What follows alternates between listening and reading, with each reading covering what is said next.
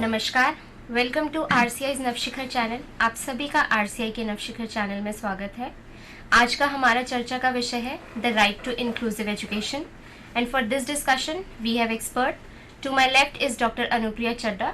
She is chief consultant inclusive education Sarva Shiksha Abhiyan and to my extreme left is doctor SK. Prasad. He is deputy director IGNOU. दोनों ही expert हमें आज के बारे में इंफॉर्मेशन देंगे। तो मैं अपने व्यूअर्स को रिक्वेस्ट करना चाहूँगी उनके इस रिगार्ड में जो भी क्वेश्चंस हैं, कोई भी क्वेरीज हैं या अपने व्यूज़ शेयर करना चाहते हैं तो हमारे टोल फ्री नंबर पे कॉल कर सकते हैं।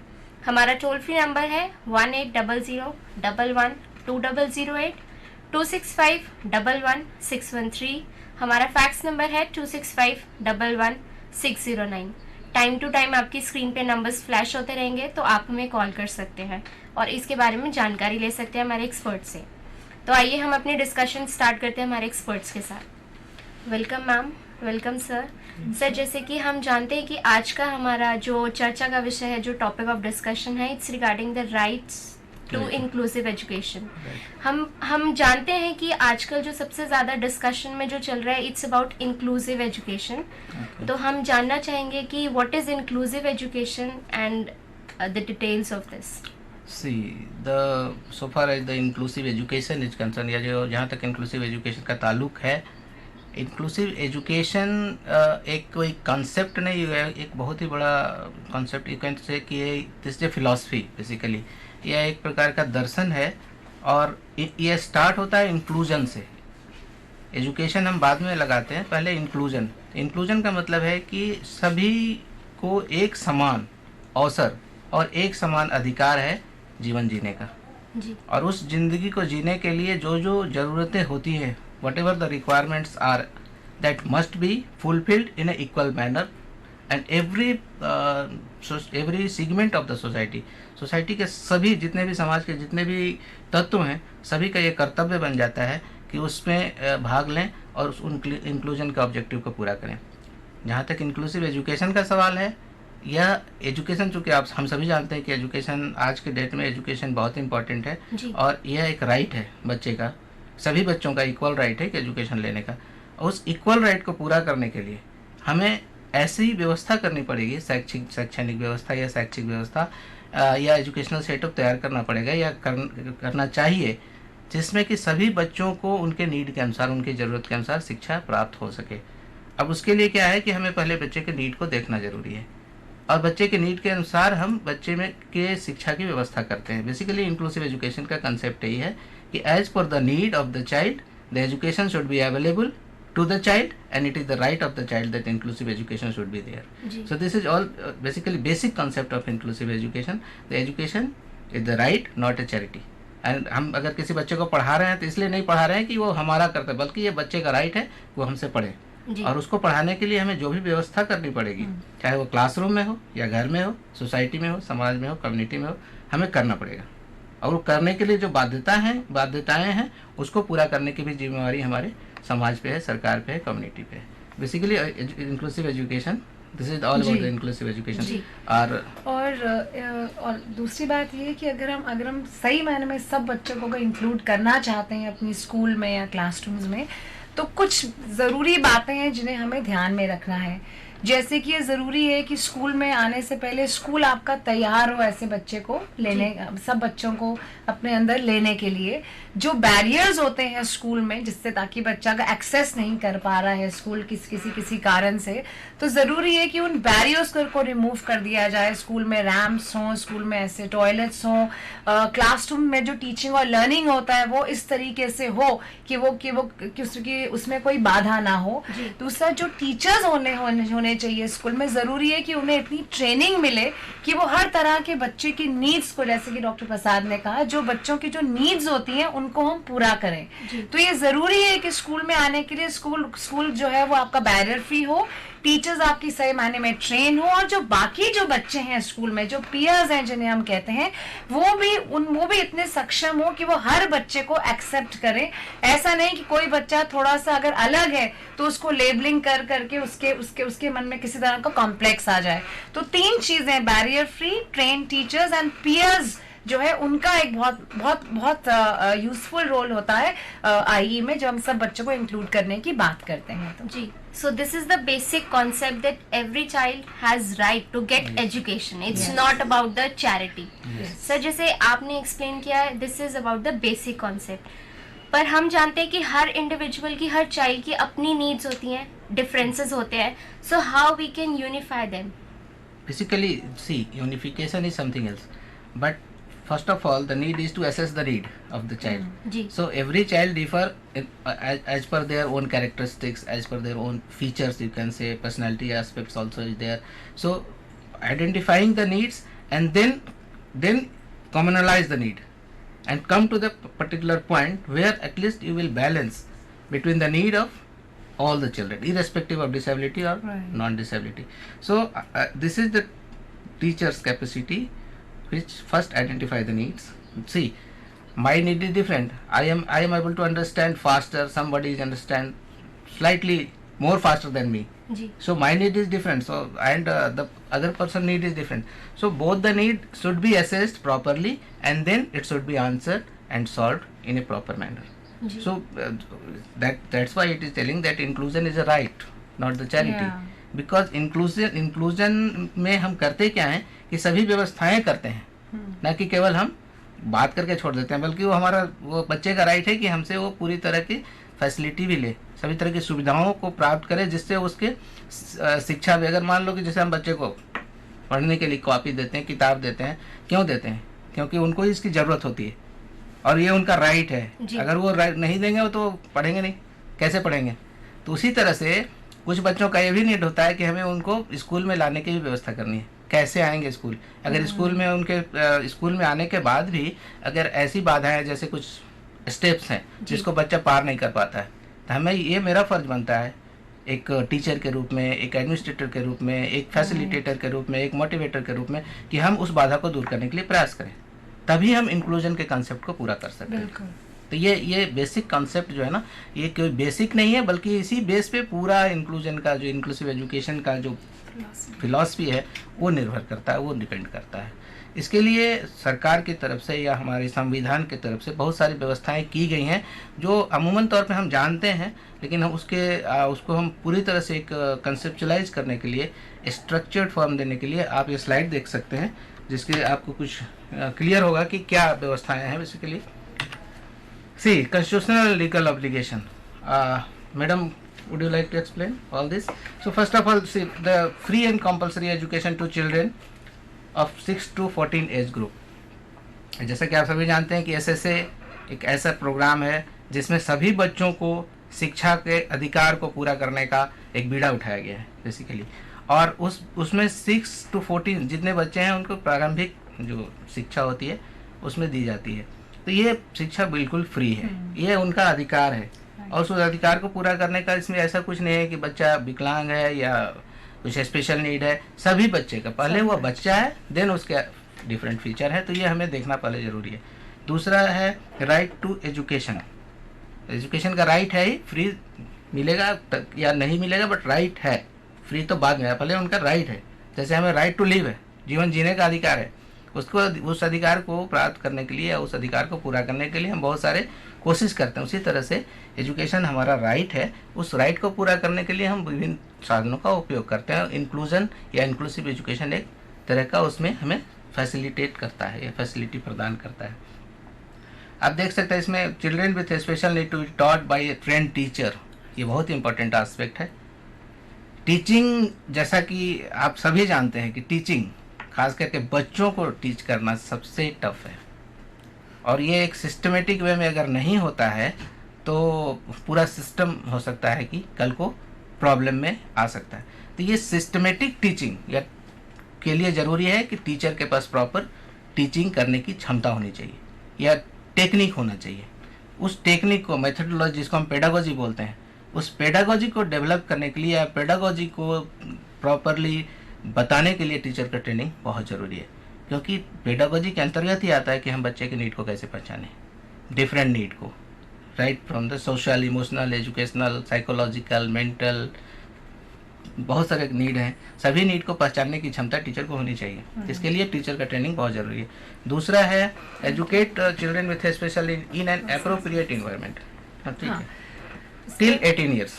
हाँ ना, ये जो है ये बात की थी 1995 का जो हमारा एक्ट था, एंड इसमें 14 चैप्टर से इस एक्ट में, और चैप्टर 5 जो था वो शिक्षा से मेनली डील करता है।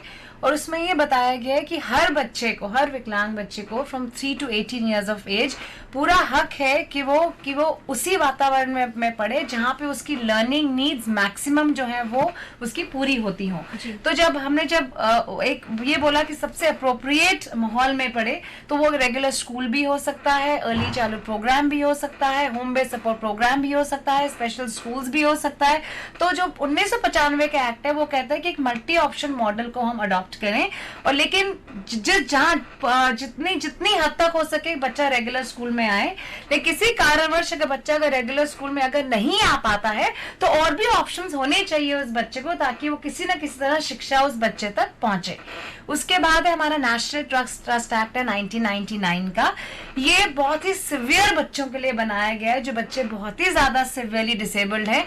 किसी ना किसी तरह उनको कुछ ऐसे सपोर्ट सिस्टम्स दिए जाएं ताकि जब उनके पेरेंट्स इस दुनिया से जाएं तो वो अपने बच्चे को किसी ना किसी तरह समर्थ होता हुआ देखें।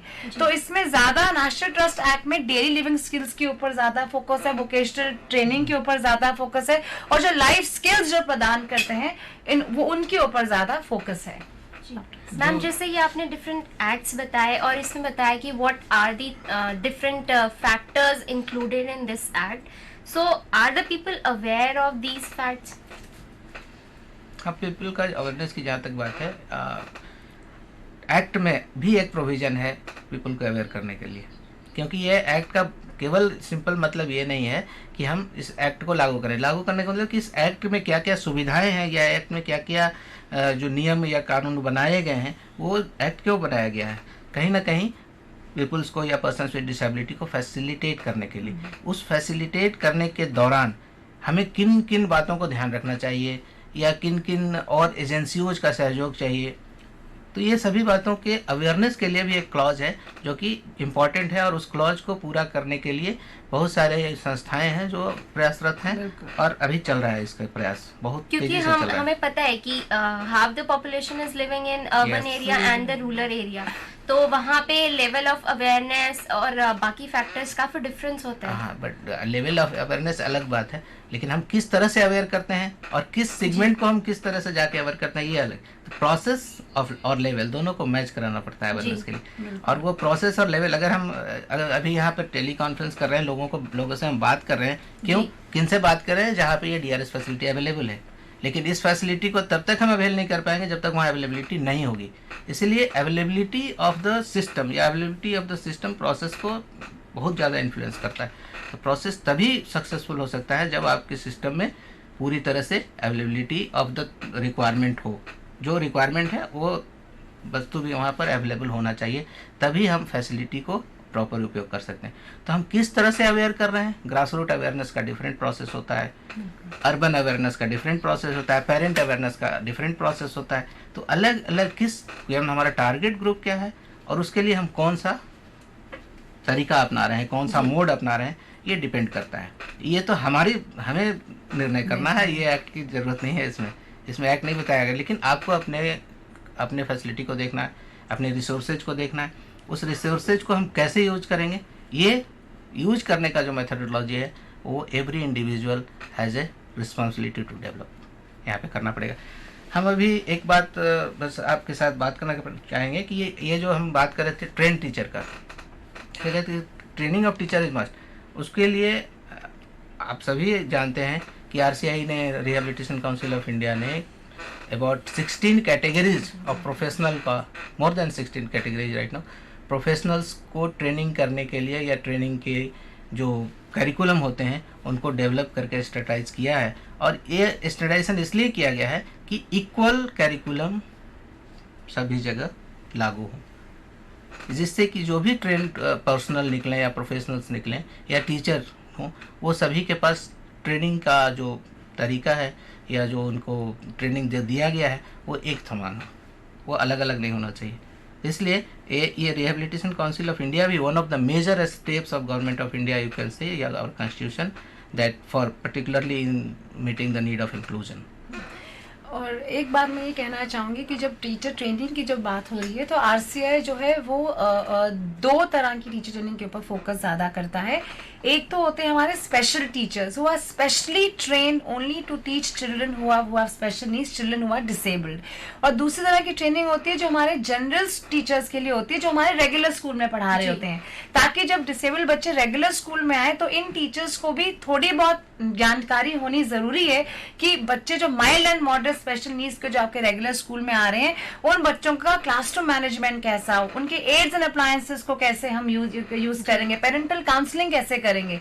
तो ये जो रेगुलर टीचर है उनका भी सक्षम होना बहुत जरूरी है, क्योंकि अब ज्यादा से ज्यादा डिसेबल्ड बच्चे हमारे रेगुलर स्कूल में आ रहे हैं और टीचर एक बहुत ही अहम पिलर है इन बच्चों को डील करने में, इन बच्चों को पढ़ाने में। जी, इस दिशा में मैं यही कहना चाहें कि आरसीआई का जो प्रयास है, RCI is also a act, not only institution, rather it is a act which really emphasize that the child, a right of the child is to, that education of the child should be by a trained teacher, trained educator, you can say trained teacher. So this is the very important aspect of RCA.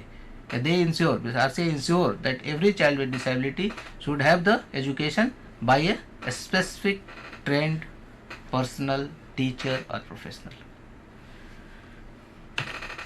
So see, just I would like to highlight some basic concept of this Person with Disability Act. As you all know, but since we are discussing the things, so it is important to have some idea, glimpse of this act.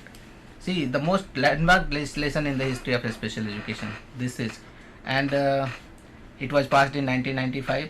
So chapter 5 of this act, which deals with the education, mentioned that the appropriate government and the local authorities shall ensure that every child with a disability has access to free education in an appropriate environment. Here most important is not free education, rather appropriate environment. Because appropriate, unless you are not making the environment suitable to the child, there is no meaning of free education. So it is the you can say obligation of the local government or local even society, you can say community, to prepare or make the environment appropriate as per the need of the child. Everybody must remember this while we are talking for the education of the child, any child or child with disability in a particular way. And then the individual to promote the integration of a student with disability in the normal school. This is another step, because only a special school, provision of a special school does not suffice the need. इसके लिए हमें ये ultimately क्या है, बच्चे को एक main stream society में जाना है और उसके लिए हमें तैयार करना है। तो इंटीग्रेशन इन नॉर्मल स्कूल बहुत इंपॉर्टेंट है। यहाँ पर क्या होता है, नॉर्मल स्कूल को तैयार होना चाहिए कि जो बच्चे स्पेशल स्कूल से आ रहे हैं उनको एक्सेप्ट करें। Acceptance of the child coming from the special school is also an important aspect for normal school. It means the teacher or the administrator concerning normal school, they must be aware about the features of children with disability and also the potential of children with disability, and also about the education and methodology of children with disability, right? बिल्कुल. So you can बिल्कुल है. And और तीसरी बात जो ये हमारा जो एक्ट बोलता है वो ये है कि जो बच्चे आपके बहुत ही ज़्यादा सिवियरली डिसेबल्ड हैं उनके लिए स्पेशल स्कूल्स भी सरकार जो है वो सेटअप करे। और लेकिन ये ज़रूरी है कि ये जो स्पेशल स्कूल्स हैं ये हर एक ऐसे एरिया में हो जहाँ पे डिसेबल बच्चे, जो आपके सिवियरली डिसेबल बच्चे हैं, वो आपके ज़्यादा मात्रा में हो।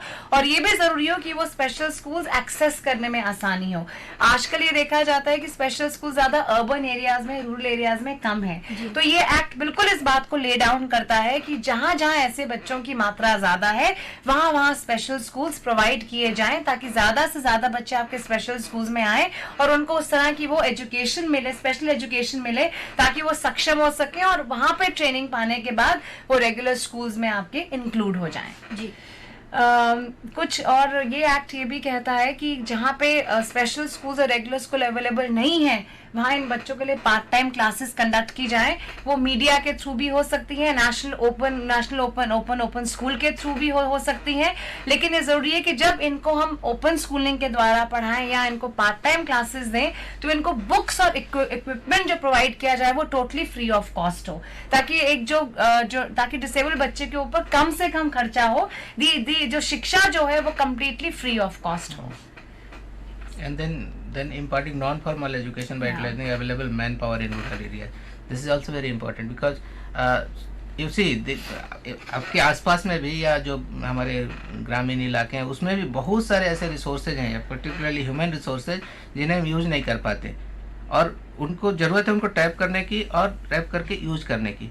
हम उनको उनकी कैपेसिटी बिल्डिंग कर सकते हैं, उनको एम्पावर्ड कर सकते हैं कि वो बच्चे को डील कर सकें, एटलीस्ट प्राइमरी लेवल तक वो बच्चे को पढ़ा सके। तो इसलिए इस एक्ट में एक प्रावधान दिया गया है कि आप वैसे बच्चों वैसे लोगों को भी लोगों की भी सेवाएं लें और उनको एम्पावर्ड करें, imparting in non formal way में, नॉट फॉर्मल स्ट्रक्चर्ड वे में, रादर नॉन फॉर्मल वे में, and imparting education through open school और open university already as explained, and then conducting class and discussion through interactive electronic and other media, and then providing every child with this free of cost special books and equipment needed for his education, और equipment including aids and appliances, वो ज़्यादा important है। Then other provision under this act is transport facility. ये बच्चों को transport या escort allowance देना जरूरी है। कितनी बार ऐसा होता है कि जो हमारे डिसेबल बच्चे होते हैं वो हमारे स्कूल्स को एक्सेस नहीं कर पाते हैं। रीजन क्या होता है कि या तो उनके पास किस तरह की कोई एस्कॉर्ट या ट्रांसपोर्ट नहीं होता है जो उनको स्कूलों में लेकर आए। इसलिए ये एक्ट कहता है कि जहां जहां बच्चों को ट्रांसपोर्ट और एस्कॉर्ट अलाउंस की जरूरत हो वहां उन बच्चों को ट्रांसपोर्ट और एस्कॉर्ट अलाउंस दिया जाए। यदि नहीं तो पेरेंट्स को फाइनेंशियल हेल्प दी जाए ताकि वो इन बच्चों को स्कूलों में लेकर आए।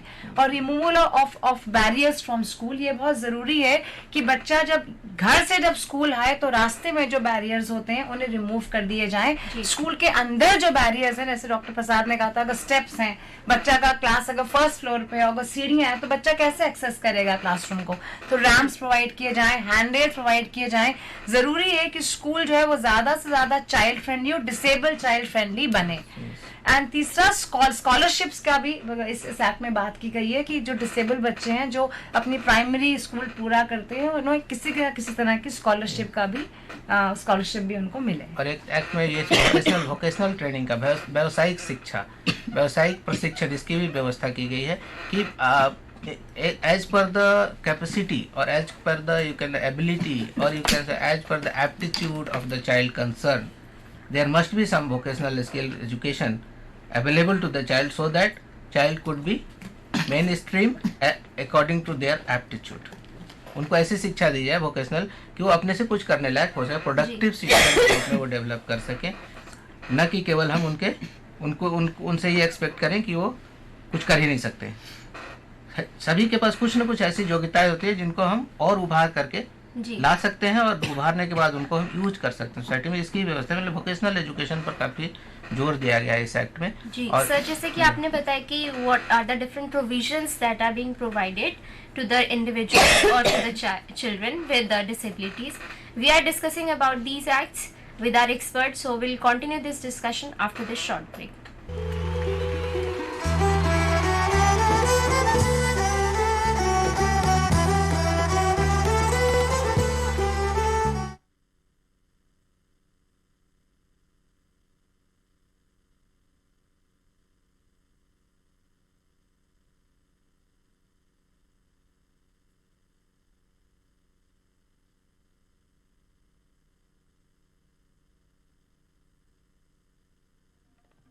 The chief handicap of the blindness is not blindness, but the attitude of seeing people towards them.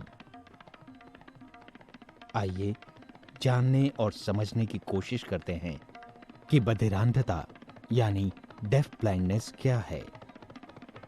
बधिरांधता एक स्थिति है जिसमें दृष्टिहीनता एवं सुनने की शक्ति में कमी आती है तथा जिससे विचारों के आदान प्रदान और रोजमर्रा की आवश्यकताओं की पूर्ति में समस्या उत्पन्न होती है। बलराम एक 9 साल का बधिरांत बच्चा है।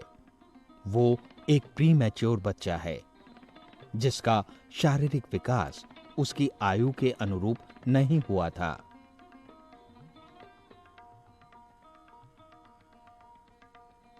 वो एक निम्न वर्गीय श्रेणी से संबंध रखता है तथा 5 साल से लगातार national association for blind Delhi के प्रशिक्षण कार्यक्रम से संलग्न है।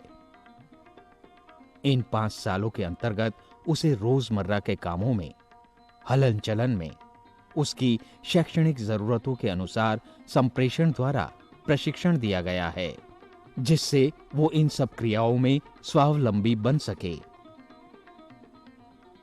बलराम बिना किसी सहायता के चाकू से फलों को काट सकता है।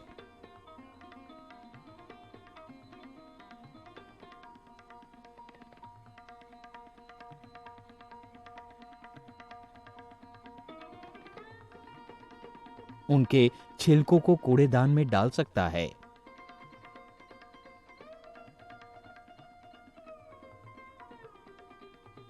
अपने बर्तनों को खुद साफ कर सकता है। उन्हें सही जगह पर रख सकता है।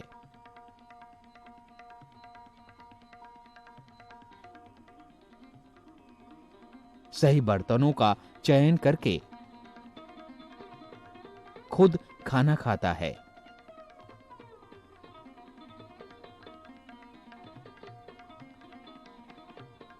एवं पानी की बोतल निकालकर पानी भी पीता है।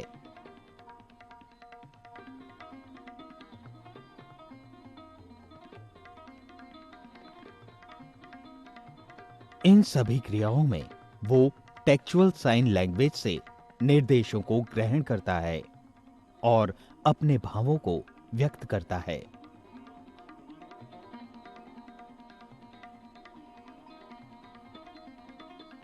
टेलर फ्रेम और ब्रेलर द्वारा गणित, पठन लेखन में भी प्रशिक्षण प्राप्त कर रहा है।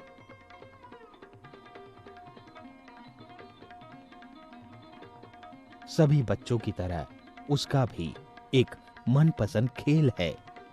उसे सेल फोन को अपने कानों पर लगाकर उसका कंपन महसूस करना अच्छा लगता है। कहा जाता है, walking with a friend in dark is better than walking alone in light. कहने का तात्पर्य है कि वो long cane travel, tactile path,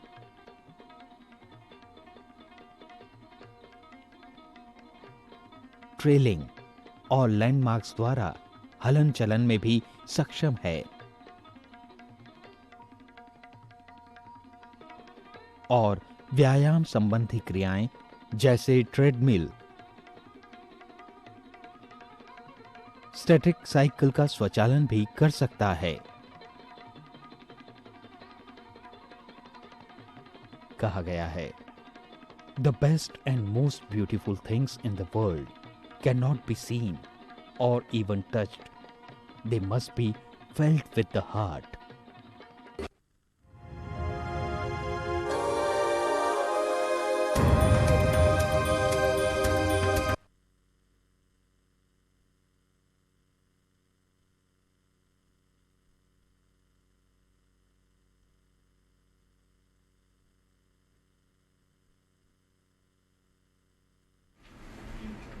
Welcome back to our discussion. We were discussing about the provisions under the Act, so we will continue the discussion. Basically जो हम बात कर रहे हैं वो राइट टू इंक्लूजन की बात कर रहे हैं, या राइट टू इंक्लूसिव एजुकेशन की बात कर रहे हैं, और उसके अंतर्गत जो भी हमारे संवैधानिक जो फैसिलिटीज़ या सुविधाएं उपलब्ध कराई गई हैं उनको जानना बहुत ज़रूरी है, क्योंकि जो भी हम बात करते हैं, जब भी हम कोई कार्य करते हैं तो वो संविधान के तहत ही करते हैं। और हमारे संविधान में पर्सन विद डिसेबिलिटी एक्ट के अंतर्गत बहुत सारी बातों का जिक्र किया गया है जो डायरेक्टली रिलेटेड है इंक्लूसिव एजुकेशन और inclusion of the child with reference to education in the mainstream society. इसके अंतर्गत अभी हम लोगों ने बात की ट्रांसपोर्ट फैसिलिटी की, शिक्षा में जो शैक्षिक वातावरण में सुधार करने की ज़रूरत है, या वातावरण में जो बाधा रहित वातावरण उत्पन्न करने की बात है, या बाधा रहित वातावरण को बनाने की बात है। इन सभी बातों के साथ अलावा एक और इम्पॉर्टेंट है कि हम setting up of appropriate forum for redressal of grievances of parents regarding the placement of their children with disability. क्योंकि पेरेंट्स का हमेशा ये एक्सपेक्टेशन होता है, या ये एक पेरेंट्स का यू कैन से कि पेरेंट्स की ड्यूटी भी है, ऑब्लिगेशन भी है कि अपने बच्चों के बारे में सोचें और बच्चों को एक प्रॉपर वे में समाज में स्थापित करने की सोचें। तो उस स्थापित करने के अवस्था में या वोकेशनल प्लेसमेंट के दौरान जो बहुत सारी जो बाधाएं आती हैं या बहुत सारी दिक्कतों का जो सामना करना पड़ता है, उनको कैसे दूर करें या उनको दूर करने के लिए कैसे और लोगों को शामिल करें, इसके लिए एक फोरम का होना बहुत ज़रूरी है, जहां उनके ग्रीवांसेस को सुना जाए और सुन के उनको रिड्रेस किया जाए, यानी प्रॉपर आंसर किया जाए और प्रॉपर सॉल्व किया जाए। इसके लिए इस एक्ट में व्यवस्था की गई है और आज के डेट में हमें लगता है कि जिला स्तर तक ये फोरम की व्यवस्था हो गई है। राज्य स्तर तक तो है ही, जिला स्तर तक, इवन पंचायत स्तर तक भी है, जहां उनकी बातों को सुना जाता है और वोकेशनल ट्रेनिंग में, वोकेशनल प्लेसमेंट में चिल्ड्रन विद डिसेबिलिटी को या जो पर्सन विद डिसेबिलिटी हैं उनको प्रॉपर केयर किया जाता है। उसके अलावा जो एक इम्पॉर्टेंट एस्पेक्ट है इस एक्ट का, जो हमारे inclusive education, right to inclusive education को संबोधित करता है, वो यह है कि suitable modification in the examination system to eliminate purely mathematical question for the benefit of blind students and student with low vision. क्योंकि मैथमेटिकल क्वेश्चन आप समझ सकते हैं कि उनके लिए कितना प्रॉब्लम हो सकता है, इसलिए जो हमारा सिस्टम है वो ठीक है, डिफरेंट फॉर्म ऑफ एग्जाम, ये एवेल्यूएशन सिस्टम हम ऑप्ट कर सकते हैं, लेकिन एग्जामिनेशन जो फॉर्मल एग्जामिनेशन सिस्टम होता है उसमें रीस्ट्रक्चर करके हम कोशिश करें कि वैसे क्वेश्चन न दिए जाएं जो ज़्यादा मैथमेटिकल इन नेचर हों, और restructuring of curriculum for the benefit of children with disability. Restructuring of curriculum की व्यवस्था एक्ट में की गई है, लेकिन हम करते क्या हैं कि रीस्ट्रक्चरिंग के साथ साथ कैरिकुलम को अडेप्ट भी करते हैं, अडेप्ट करने की भी कोशिश करते हैं और करना चाहिए, क्योंकि उसी कैरिकुलम, तभी हम इंक्लूजन की बात करेंगे जबकि सेम कैरिकुलम को हम सभी बच्चों को पढ़ाएं। ऐसा नहीं कि चिल्ड्रन विद डिसेबिलिटी जो हैं उनके लिए अलग कैरिकुलम बना रहे हैं और जो सामान्य बच्चे हैं या मेन स्ट्रीम बच्चे हैं उनके लिए अलग कैरिकुलम बना रहे हैं। सेम कैरिकुलम को उनके नीड के अनुसार, मेथोडोलॉजी डिफरेंट हो सकता है, कैरिकुलम सेम होगा, तो मेथोडोलॉजी हम खुद डिवाइस करते हैं, खुद अडेप्ट करते हैं इसकी व्यवस्था एक्ट में। जो और भी व्यवस्था है उसमें restructuring the curriculum for benefit of student with hearing impairment to facilitate them to take only one language as part of their curriculum. क्योंकि आपको पता है, और आप में से बहुत सारे जो हियरिंग इम्पेयरमेंट के एक्सपर्ट हैं या टीचर हैं, आपको पता होगा कि मल्टीलिंगुअलिज्म के कारण हियरिंग इम्पेयर्ड बच्चों को, hearing person with hearing impairment को काफ़ी प्रॉब्लम का सामना करना पड़ता है। इसलिए एक्ट में यह व्यवस्था है कि वो सिंगल लैंग्वेज, वन लैंग्वेज पर केंद्रित करें और उनको सिंगल लैंग्वेज में दक्षता हासिल करने के लिए प्रेरित करें। नेक्स्ट है कि all educational institution shall provide और cause to be provided amenities to blind students and students with low vision. ये आप एक्सप्लेन करेंगे? हाँ, इसका मतलब सिर्फ ये है कि स्क्राइब, क्योंकि जो हमने ब्लाइंड बच्चे होते हैं उनको, क्योंकि वो ब्लाइंड होते हैं, जिनका विजन लो होता है, उनको रीडिंग में थोड़ी सी प्रॉब्लम होती है, तो इस तरह की कुछ ऐसे अरेंजमेंट्स किए जाएं ताकि जब ये बच्चे एग्जाम्स देने जाएं तो इन्हें कोई स्क्राइब मिले। स्क्राइब सिर्फ वो होता है जो इनके लिए क्वेश्चन आंसर, जो इनको पढ़ के सुनाए कि क्वेश्चन पेपर में क्या क्या लिखा है। That scribe can either be a parent, it can be the child's peer, it can be a child who is from an above grade, जो बच्चे से थोड़े दूसरी क्लास का हो। तो किसी ना किसी अरेंजमेंट किया जाए ताकि जो क्वेश्चन पेपर है वो कोई लो विजन या ब्लाइंड बच्चे को रीड करे, ताकि वो बच्चा फिर अपने उन क्वेश्चंस, अपने क्वेश्चन पेपर को आराम से आंसर कर दे। जी सर, जैसे कि हमारी डिस्कशन चल रही है, इट्स अबाउट इंक्लूसिव एजुकेशन, तो और इसमें हमने बीच में टर्म्स यूज करे, special schools, mainstreaming and then inclusive school setups. तो we would like to know few basic information, what is the difference between these setups? Special school, inclusive school, एक बीच में और भी है main concept, stream, integrated school का concept है। Basically क्या है, आप बताएंगे क्या? जो एक स्पेशल स्कूल होता है वो सिर्फ वो जो होता है वो सिर्फ एक ही कैटेगरी के बच्चों के लिए होता है, या ब्लाइंड बच्चों के लिए होगा, या हियरिंग बच्चों के लिए होगा, या आपके चिल्ड्रन और मेंटली रिटार्डेड है उनके लिए होगा। अब वो आपके शिक्षा मेन स्ट्रीम एजुकेशन से कटा हुआ होता है, एकदम स्पेशल स्कूल होता है, उसमें आपके स्पेशल टीचर्स होते हैं, स्पेशल इक्विपमेंट होता है, स्पेशल टीचर लर्निंग मटीरियल होता है। तो एक वो स्पेशल स्कूल होता है जिसमें कि स्पेशल बच्चों को, डिसेबल्ड बच्चों को हम पढ़ाते हैं, और इस स्पेशल स्कूल का मेन स्ट्रीम सोसाइटी या मेन स्ट्रीम स्कूल से कोई संबंध नहीं होता है। उसके फिर इसके बाद आता है कि बच्चों को जब रेगुलर स्कूल में आते हैं लेके, इसमें क्या होता है कि बच्चे जो हैं वो, हम ये मान के चलते हैं कि स्कूल्स अभी तैयार नहीं है, हम बच्चों को तैयार करते हैं और फिर हम बच्चों को आपके रेगुलर स्कूल में आते हैं लेके।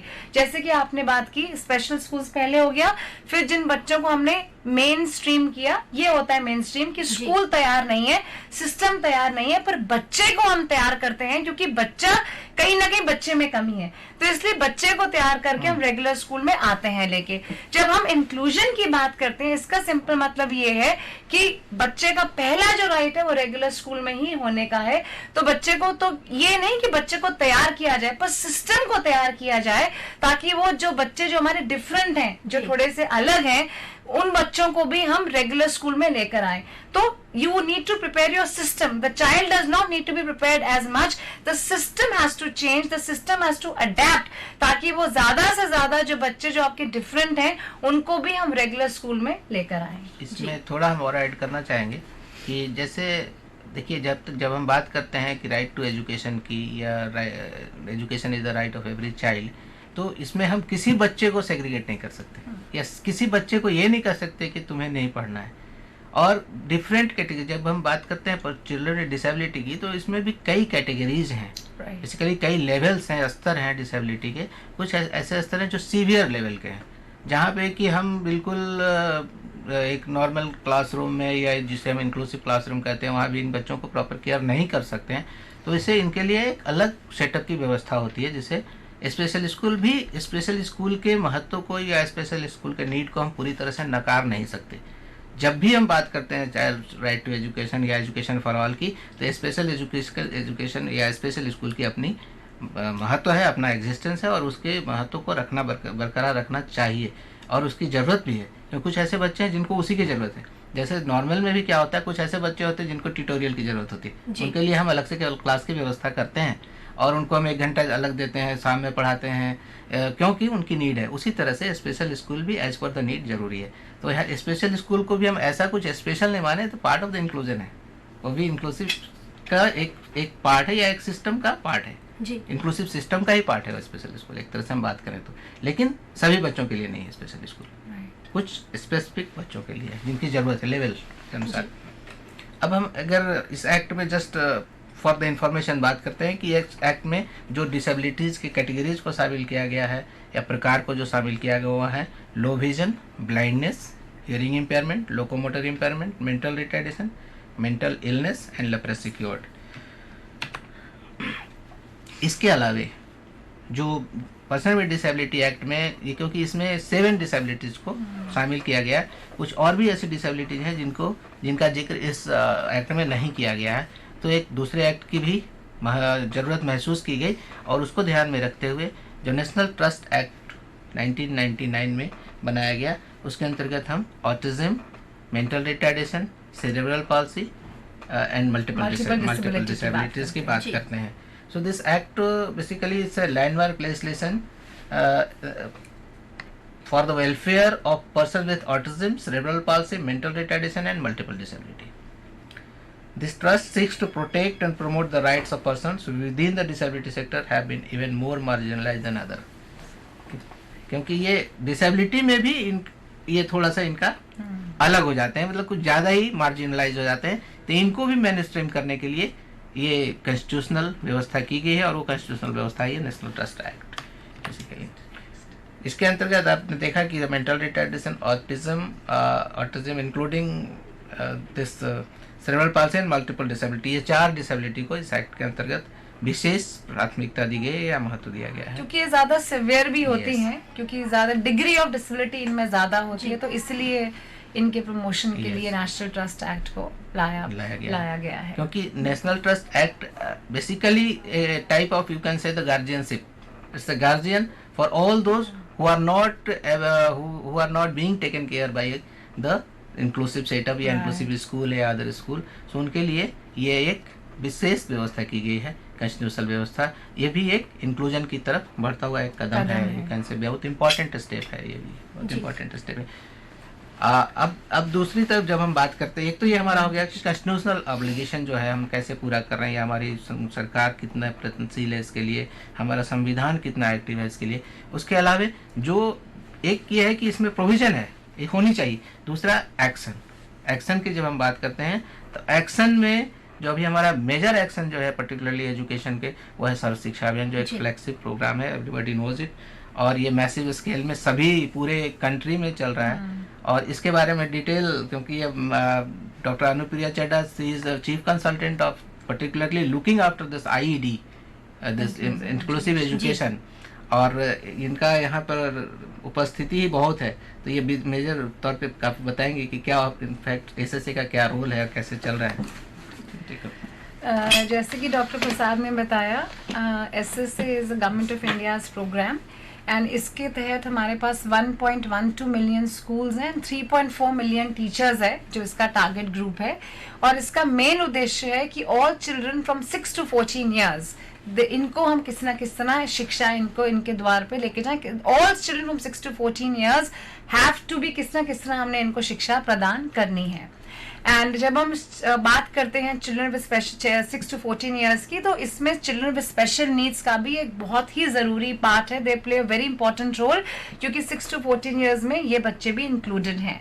एंड जैसा कि आप देख रहे हैं कि एसएसए में हम जीरो रिजेक्शन की बात करते हैं, which means all kinds of disabled children, कोई भी उनकी डिग्री ऑफ डिसेबिलिटी है, किसी भी तरह की उनकी स्पेशल नीड है, कोई भी जो भी उनका लेवल हो, all of them have to be included in the age group of 6 to 14 years of as.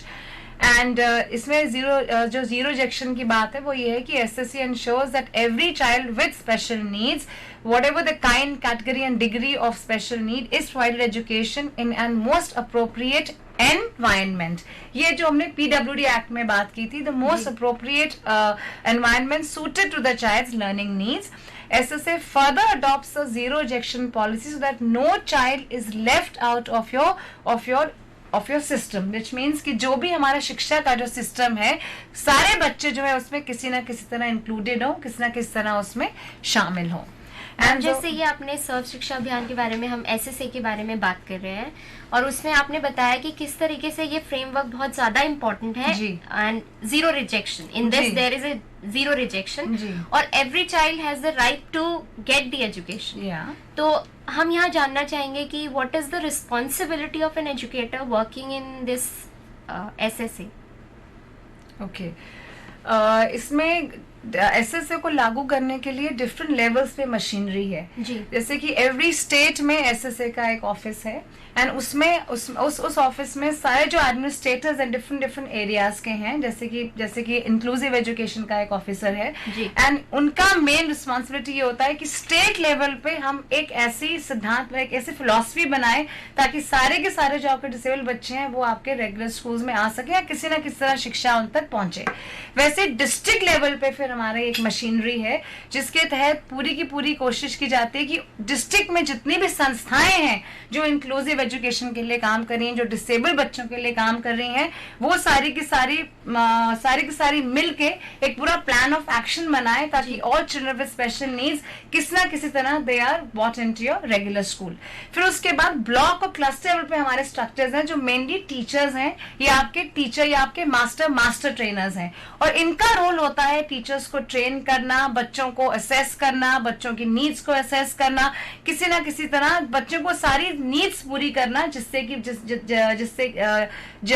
बच्चे की जरूरत है, और इन नीड्स की पूर्ति के बाद फिर इन बच्चों को स्कूलों में लेकर आना. और फिर विलेज लेवल पे हमारी एक विलेज की कमेटी होती है जो एसएसए में बनाई गई है.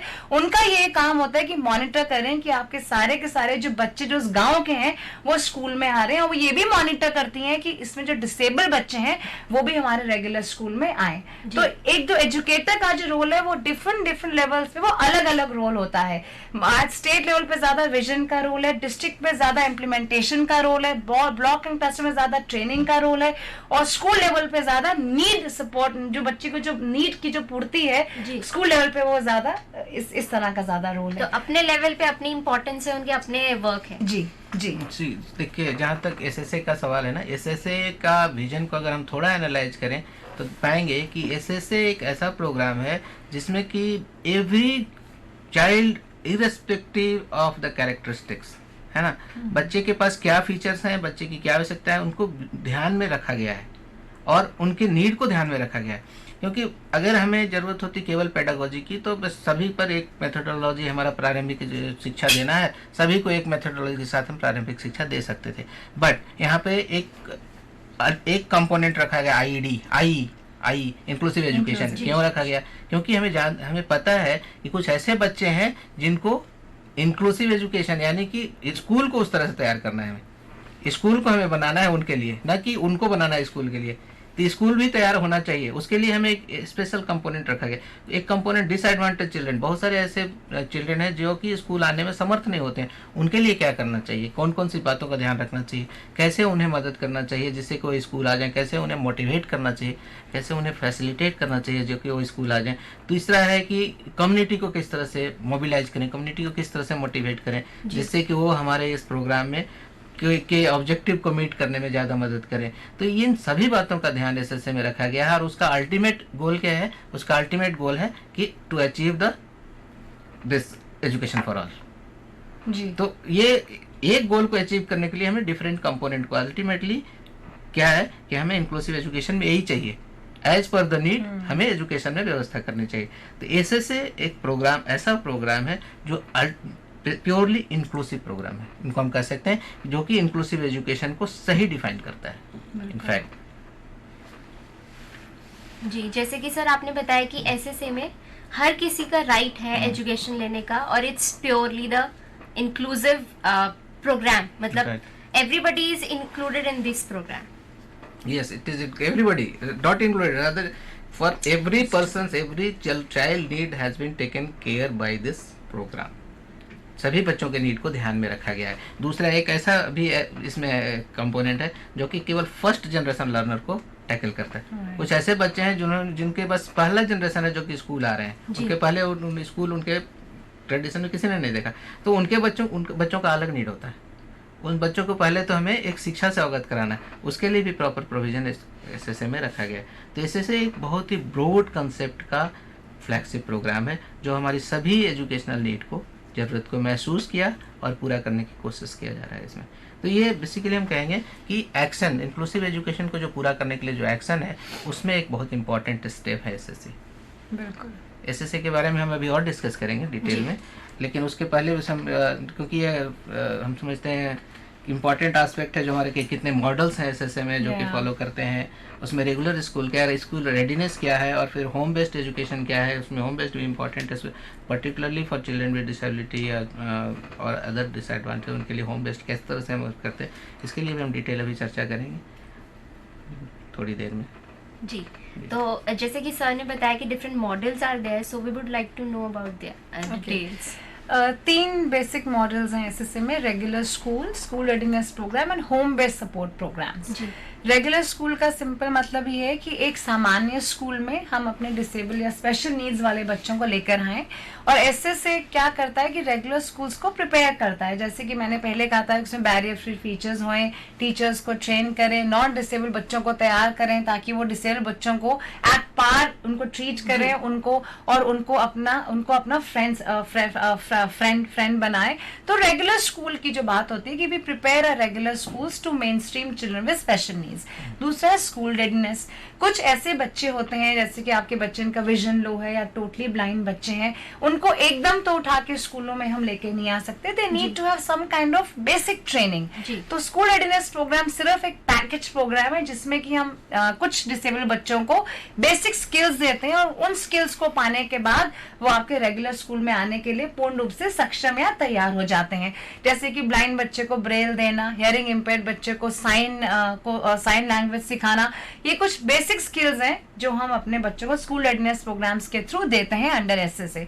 फिर है होम बेस्ड सपोर्ट प्रोग्राम, जो बच्चे बहुत ही ज्यादा सिवियरली डिसेबल्ड हैं, जो बिल्कुल ही पलंग से जुड़े हुए हैं, जिनका खुद से उठना मुश्किल है, बैठना मुश्किल है, कपड़े डालना मुश्किल है, तो उनके लिए होम बेस्ड सपोर्ट प्रोग्राम है जिसके तहत एक ट्रेन टीचर इन बच्चों के घर में जाता है, उनको डेली लिविंग स्किल सिखाता है, उनको धीरे धीरे उनको इस लायक बनाता है कि वो अपने आप they are able to do daily living skills of eating, drinking, wearing their own clothes, brushing their teeth. Level 1, level 2 पे उनको थोड़ा थोड़ा उनको फंक्शनल लिटरेसी स्किल्स देना, टाइम मैनेजमेंट, मनी मैनेजमेंट सिखाना, और तीसरे लेवल पे उनको थोड़ा सा वोकेशनल ट्रेनिंग देना। और होम बेस्ड एजुकेशन प्रोग्राम के तहत एसएसए में अभी हमने 1 लाख से ऊपर बच्चों को होम बेस्ड एजुकेशन प्रोग्राम्स दिया है, और ये पेरेंट्स भी इसका बहुत इंपॉर्टेंट पार्ट है, बिकॉज पेरेंट्स को भी हम ट्रेन करते हैं कि इन बच्चों का केयर एंड मैनेजमेंट कैसे करना है। So these are the 3 basic models that we are using under SSA to reach out to children with special needs. Parents care के लिए एक ऑलरेडी नेशनल ट्रस्ट में तो केयर गिवर का प्रोग्राम है ही, जो बेसिकली जो केयर टेकर होते हैं उनके लिए है, उसमें पेरेंट्स भी हो सकते हैं। और हमारा एक रिहेबिलिटेशन काउंसिल ऑफ इंडिया और इग्नू का एक जॉइंट प्रोग्राम भी है, जो पर्टिकुलरली पेरेंट अवेयरनेस हम इम्प्लीमेंट कर रहे हैं, और इसके तहत भी बहुत सारे पेरेंट्स, अभी हम करीब कई हज़ार पेरेंट्स ने इसका प्रशिक्षण लिया है और उनको बेजाब्ता इसका लाभ भी हो रहा है। और ये प्रोग्राम ऑनगोइंग है, ये 4 एरिया में अभी है, mental retardation, cerebral palsy, visual impairment and hearing impairment, और ये सभी करीब सभी स्टेट में ये चल रहा है। तो ये हमारा पेरेंट्स को बेसिकली एम्पावर्ड करने का एक इम्पॉर्टेंट प्रोग्राम है जो हम कर रहे हैं अभी। जी। और एसएसए के तहत ये जो मेन कैटेगरीज हैं वो ये कवर होती हैं, ऑलरेडी डॉक्टर प्रसाद ने बता दिया है। कुछ नेशनल ट्रस्ट की, जो नेशनल ट्रस्ट में जो 4 कवर्ड है, और जो पीडी एक्ट है, BW 1995 में जो हमारी 7 एक्ट कवर्ड, 7 कैटेगरीज कवर्ड है, वो 11 की 11 जो है वो हमारे एसएसए में आती हैं। जैसे कि स्लाइड में नजर आ रहा है, low vision, totally blind, hearing impairment, speech impairment और orthopaedic impairment, mental retardation, CP, children who are learning disabled, children who are MD and children who also have some kind of autism spectrum disorders। तो ये 11 typical categories हैं, basic categories हैं जो SSA में cover, क्योंकि जो हम SSA में कवर करते हैं, क्योंकि हम जीरो रिजेक्शन की बात करते हैं, तो पूरा प्रयास है कि all disabled children, no matter whatever the nature, whatever the degree, whatever the kind of special need they have, they all get included in your regular education system. जी, तो इन सारे target group को हम include करते हैं इस SSA में, दैट इज सर्व शिक्षा अभियान। और हमारे एक्सपर्ट ने जैसे बताया कि इन सारे टारगेट ग्रुप को हम विद जीरो रिजेक्शन, हमें सबको एक्सेप्ट करना है और उसके अकॉर्डिंग हमें ट्रेनिंग प्रोवाइड करनी है। जैसे कि हम डिस्कस कर रहे हैं सर्व शिक्षा अभियान के बारे में, इसकी बाकी की डिस्कशन, बाकी की इन्फॉर्मेशन हम ब्रेक के बाद जानेंगे।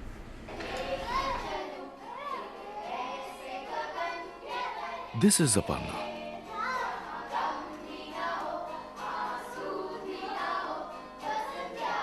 She loves chess and Shah Rukh Khan.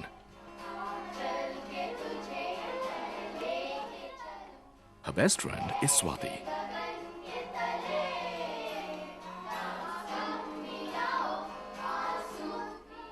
She also has visual impairment.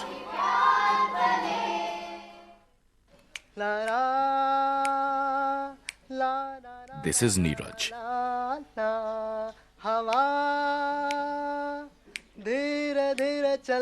He plays many instruments.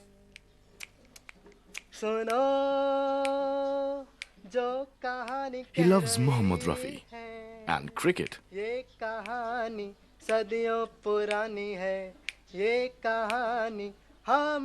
He also uses crutches for mobility.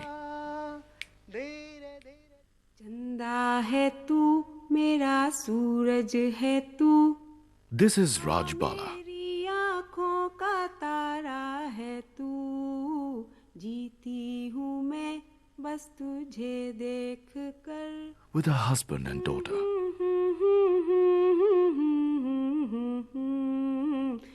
She loves cooking and watching TV. सूरज है तू,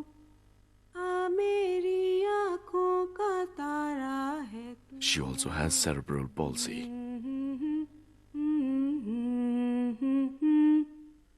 Look beyond the disability. Look at the person.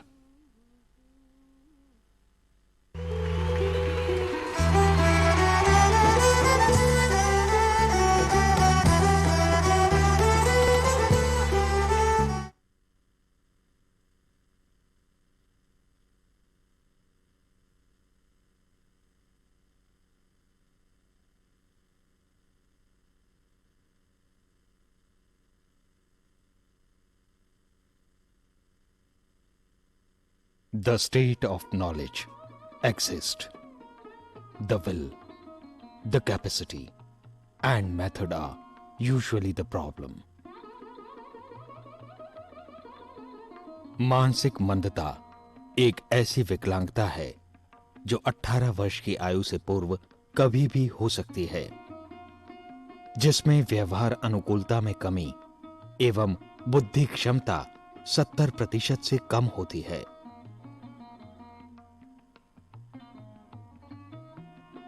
Alone we can do so little.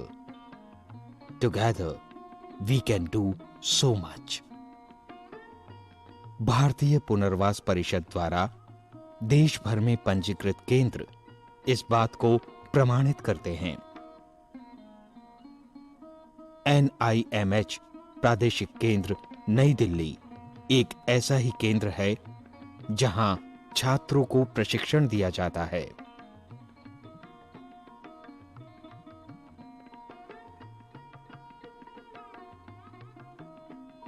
जिसके उपरांत वे मंदबुद्धि बच्चों की सेवा में नियुक्त होते हैं। क्लासरूम टीचिंग, ग्रुप टीचिंग एवं भारतीय पुनर्वास परिषद के नव शिखर चैनल पर प्रसारित टेलीकॉन्फ्रेंसेस द्वारा संबंधित विषयों पर विस्तार पूर्वक ज्ञान दिया जाता है। Medical, occupational therapy, physiotherapy,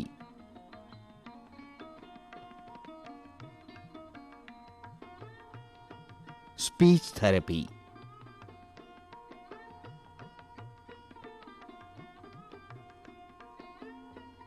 psychology और स्पेशल एजुकेशन जैसे क्षेत्रों में छात्रों को प्रशिक्षित किया जाता है। प्रयोगात्मक अनुभव एवं अभ्यास के लिए टीचर ट्रेनिंग प्रोग्राम के उपरांत छात्रों को मंदबुद्धि बच्चों के साथ कक्षाओं में नियुक्त किया जाता है और इंडिविजुअलाइज्ड एजुकेशन प्लान का भी आधार बनाया जाता है, जिससे वे संपूर्ण शिक्षा एवं चिकित्सा शैली को समझ सकें। इस पूरे प्रशिक्षण कार्यक्रम के दौरान विद्यार्थी journals, newsletters, periodicals, charts, models, computer training एवं टेक्स्ट बुक्स का उपयोग कर सकते हैं। कहते हैं, keep your face to the sunshine and you cannot see the shadow. इसी बात को ध्यान में रखते हुए विद्यार्थियों को सरकारी एवं गैर सरकारी संस्थाओं में नियुक्त किया जाता है, जहां वे मंदबुद्धि बच्चों के लिए निरीक्षण, प्रशिक्षण एवं अनुसंधान का दायित्व संभालते हैं और इसके पश्चात ये विद्यार्थी इस प्रशिक्षण का उपयोग मंदबुद्धि बच्चों के सामाजिक एवं शैक्षणिक उत्थान एवं विकास में करते हैं और एक लक्ष्य की ओर आगे बढ़ते हैं। और फिर लक्ष्य कितना ही दूर हो, फासला नजरों का धोखा भी तो हो सकता है। वो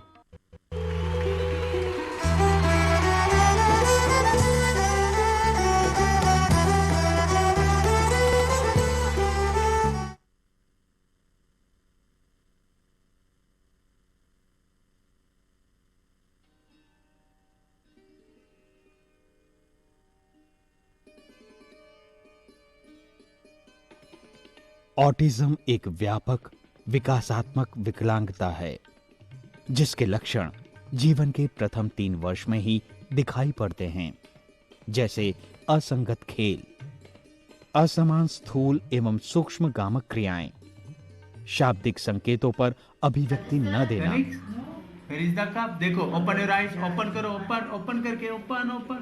नियमित कार्यक्रम परिवर्तन का विरोध करना एवं अवलोकनीय शारीरिक उच्च स्तरीय या निम्न स्तरीय क्रियाकलाप। UNCRPD 2007 सेक्शन 1 ऑफ आर्टिकल 4 निशक्तता के क्षेत्र में कार्यरत प्रोफेशनल के प्रशिक्षण पर महत्व देता है। ऑटिज्म के क्षेत्र में सरकारी एवं गैर सरकारी संस्थाएं कार्यरत हैं, जो भारतीय पुनर्वास परिषद द्वारा पंजीकृत हैं। Society for advance study in rehabilitation एक ऐसी ही गैर सरकारी संस्था है। कनिष्क 13 साल का एक ऑटिस्टिक बच्चा है, जो इसी संस्था से प्रशिक्षण प्राप्त कर रहा है। असंगत क्रियाएं, कार्यकलापों में निरस्ता,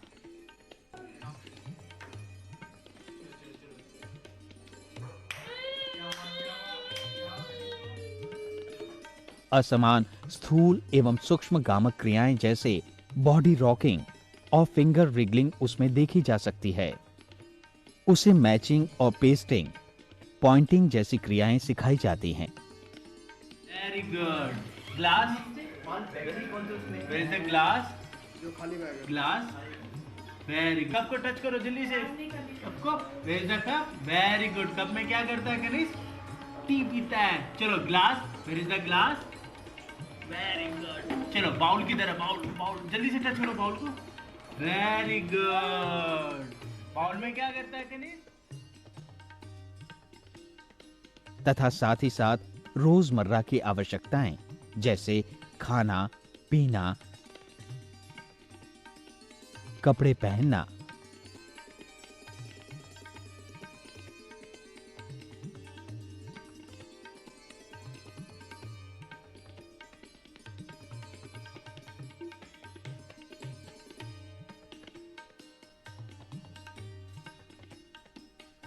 और व्यायाम संबंधी प्रशिक्षण दिया जाता है।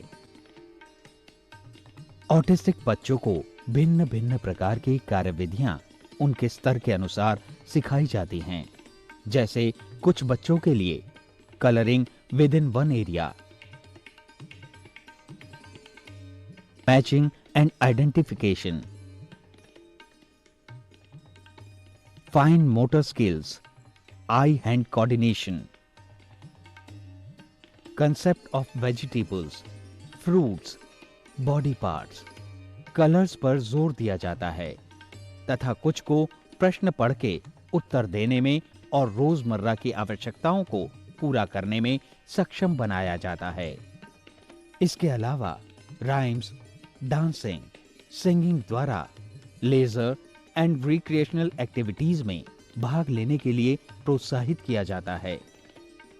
इन सभी कार्यकलापों एवं प्रशिक्षण का एकमात्र उद्देश्य उन्हें स्वनिर्भर बनाना है, ताकि ये डगमगाते पांव सक्षम बन जीवन के एक एक पायदान पर दृढ़ता से आगे बढ़ें और अपनी मंजिल को पा लें। एक तारा टिमटिमाता, उसने आकाश को छू लिया। एक लौ जली कहीं, उसने अंधकार को मिटा दिया।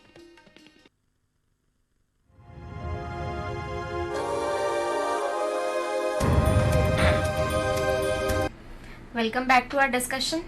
हमने बात करी अभी तक सर्व शिक्षा अभियान के बारे में, और उसमें हमारे एक्सपर्ट ने डिफरेंट पॉइंट्स बताए कि what is the background and the framework of Sarva Shiksha Abhiyan.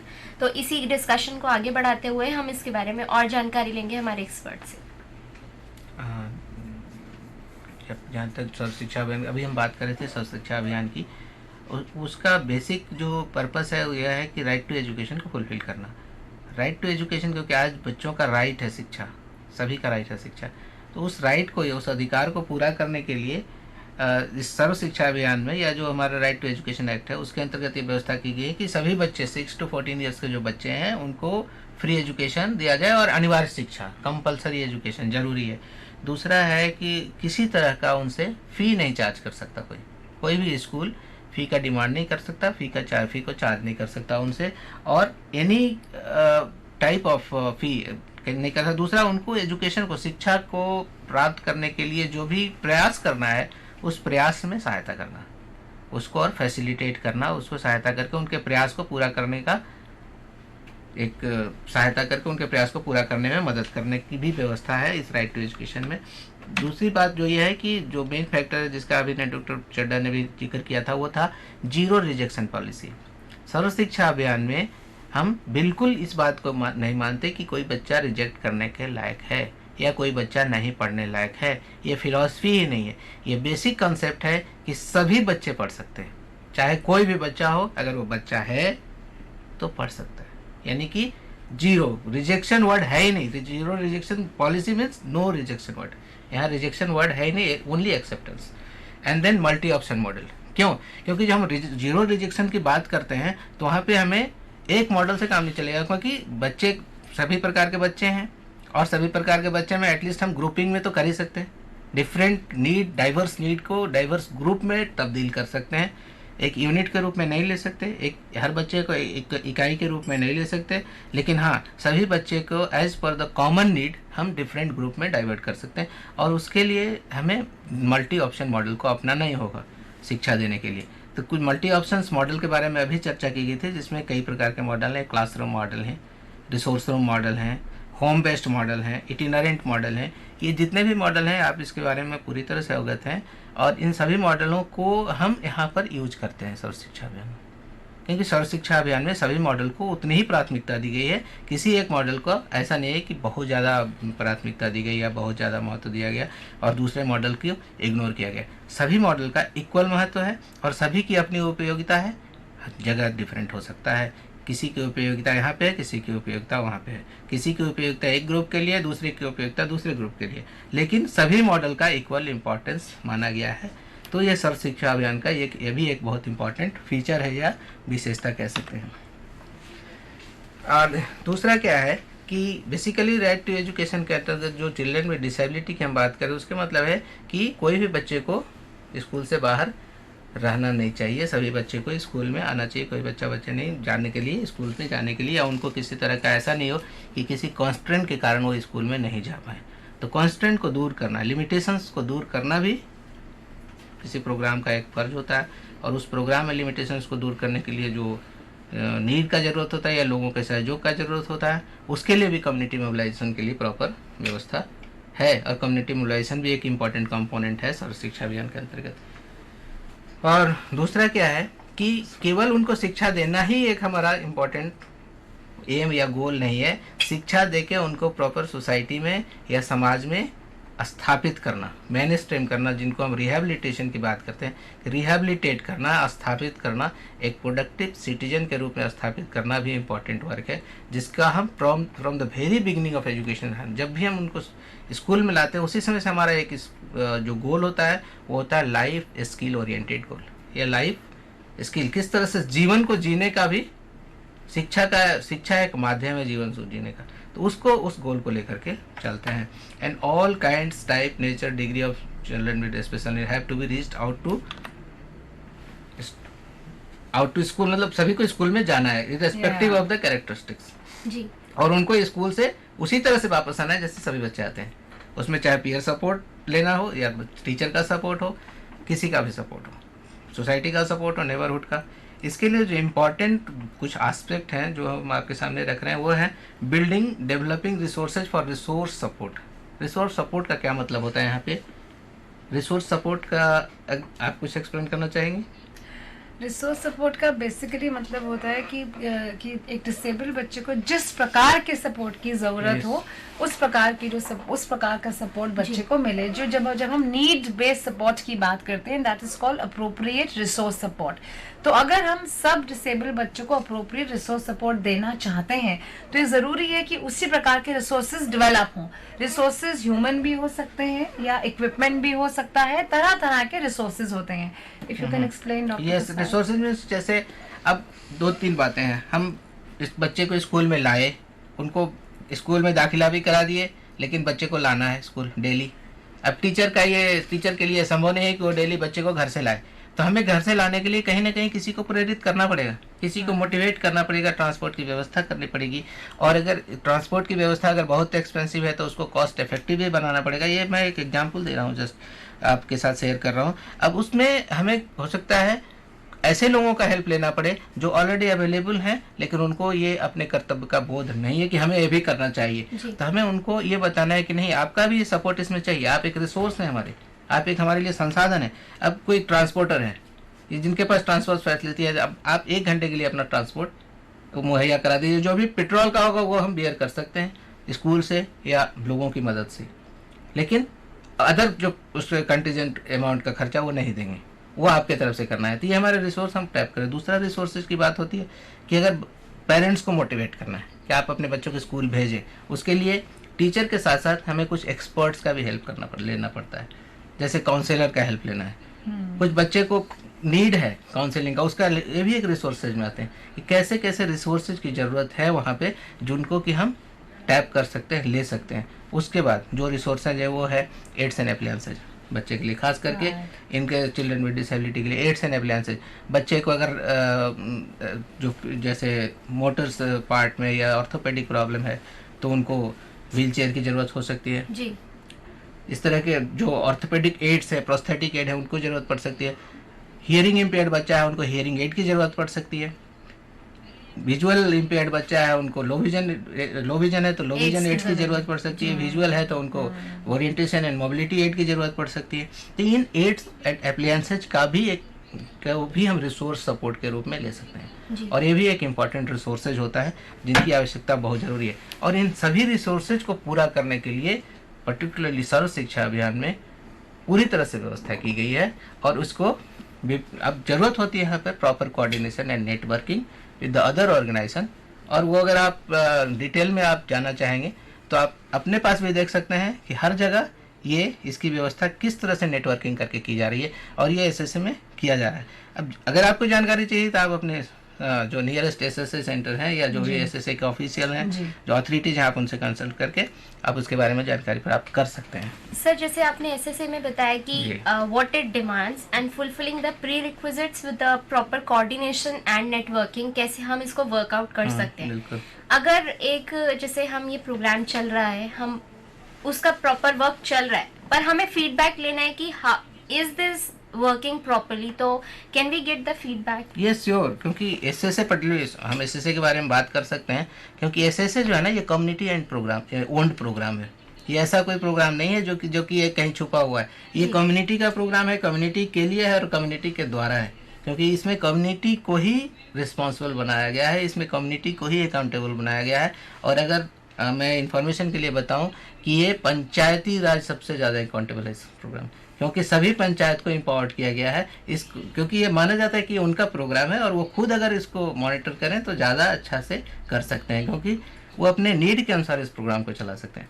तो वहाँ पर इन्फॉर्मेशन आपको लेने कहाँ जाना है, कहीं दूर तो जाना नहीं है, इन्फॉर्मेशन तो आपके डोर स्टेप पे अवेलेबल है, तो आप लीजिए। ज़रूरत होती है कि हम कितना इन्फॉर्मेशन लेना चाहते हैं या कितना कंसर्न है, तो एक शोइंग ऑफ कंसर्न ज़्यादा इंपॉर्टेंट है यहाँ पे, ठीक है। उसके बाद जो इम्पोर्टेंट एस्पेक्ट है पर्टिकुलरली इंक्लूसिव एजुकेशन में, वो है large scale training of teachers on inclusive education. Basically क्या है कि टीचर ट्रेनिंग की हम बात करते हैं बराबर, और टीचर ट्रेनिंग बहुत इंपॉर्टेंट एस्पेक्ट है, शुरू से है। और इसके लिए आपको पता है कि आज के डेट में around more than 200 organisations, NGO, universities and government organisations teacher training programme चला रहे हैं, पर्टिकुलरली प्रिपेयरिंग और डेवलपिंग स्पेशल टीचर, हाँ, और inclusive teacher you can say. But क्या अभी ये फैक्ट है और हम जानते भी हैं कि ये सफिशिएंट नहीं है, जितना रिक्वायरमेंट है उसके अनुसार सफिशिएंट नहीं है। ये नीड है, ये RCI का फाइंडिंग भी है, RCI ने अपना रिपोर्ट भी दिया है कि ये सफिशिएंट नहीं है। इसमें रिक्वायरमेंट के अनुसार हम सप्लाई नहीं दे पा रहे हैं, जितना नीड है उतने अनुसार हम प्रोड्यूस नहीं कर पा रहे हैं टीचर। उसके लिए जो अभी रिसेंट में पर्टिकुलरली SSA ने एक स्टेप लिया था, ये DPP था, उसी समय की बात है, डॉक्टर चड्डा वाज देयर, तो उन्होंने विद द मतलब कंप्लीट सपोर्ट ऑफ SSA एक 45 डेज का प्रोग्राम डेवलप किया गया था। उसका बेसिक यही पर्पज़ था कि फेस टू फेस प्रोग्राम था। उसका बेसिक ये पर्पज़ था कि टीचर जो हमारे जनरल टीचर हैं, जो मेन स्ट्रीम टीचर हैं, उनकी कैपेसिटी को बिल्डिंग किया जाए। कैपेसिटी बिल्ड करके उनको इस लायक बनाया जाए कि इन बच्चों को जो स्पेशल नीड बच्चे हैं या चिल्ड्रन डिसेबिलिटी है उनको वो पढ़ाने में सक्षम हो या उनको नीड को आइडेंटिफाई करने में सक्षम हो और नीड आइडेंटिफाई करके उनको पढ़ा सकें। लेकिन उसके बावजूद भी देखा गया कि वो 45 डेज से हम उतना ऑब्जेक्टिव या जो नीड है उसको पूरा नहीं कर पा रहे हैं, तो सेम प्रोग्राम को डिस्टेंस मोड में कन्वर्ट करके 90 डेज का प्रोग्राम फाउंडेशन कोर्स के रूप में चलाया गया और वो आज भी चल रहा है। और डिफरेंट स्टेट्स में पर्टिकुलरली एसएसए के टीचर्स इस प्रोग्राम के मैक्सिमम टेकर हैं, वो आ रहे हैं, ट्रेन हो रहे हैं। इसमें व्यवस्था है कि ये प्रोग्राम 90 डेज का है, बट उसमें भी कई लिमिटेशन है कि एक बैच में हम 40 ले सकते हैं, क्योंकि प्रैक्टिकल सभी इंस्टीट्यूशंस के बाद प्रैक्टिकल का करने की जो टीचिंग करने का या सुविधा जो है टीचिंग करने की वो लिमिटेड है, तो मैक्सिमम हम 40 एक बार में कर सकते हैं जी। और एक साथ ये है कि कंट्री वाइड अगर कर रहे हैं तो एक लार्ज पहले से तो ज़रूर ज़्यादा इंटेक बढ़ा है और ज़्यादा टीचर कॉम्पिटेंट हो रहे हैं, उनकी कॉम्पिटेंसी बढ़ रही है। इसके अलावा जो बीएड स्पेशल एजुकेशन है, हमारा post graduate professional diploma courses हैं, post graduate professional certificate programme है, ये सभी आरसीआई के स्टैंडर्डाइज कोर्सेज हैं जो इस टीचर ट्रेनिंग के दिशा में एक महत्वपूर्ण कदम है।